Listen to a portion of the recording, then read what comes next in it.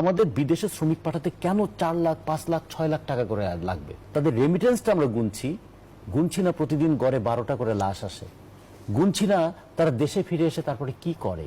প্রতি বছর গড়ে 10 লক্ষ শ্রমিক দেশের বাইরে যাচ্ছে, তার মধ্যে প্রায় 1.5 লক্ষ যাচ্ছে নারী শ্রমিক। আচ্ছা, কত অমানবিক কাজের মধ্যে তারা যুক্ত থাকছেন। এর মধ্য দিয়ে দুটো পয়সা আমাদের আসে, কিন্তু কি পাই এবং কি হারাই।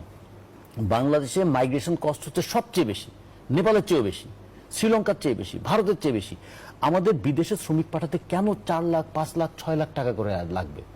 প্রথমত ওখানে গিয়ে এসে কম পয়সায় শ্রম বিক্রি করে, দ্বিতীয়ত যাওয়ার খরচটা বেশি, ফলে 3 বছর পরে যখন তার ফিরে আসার সময় হয় তখন দেখে যে টাকা খরচ করে সে গিয়েছিল রিটার্ন করার পরে রিটার্নিং মাইগ্রেন্টটা একটা সমস্যায় পড়ে যায়। এখন দেশে এসে আমি আবার কি করব, অস্থির হয়ে যায়, আবার সে বাইরে যাবার জন্য।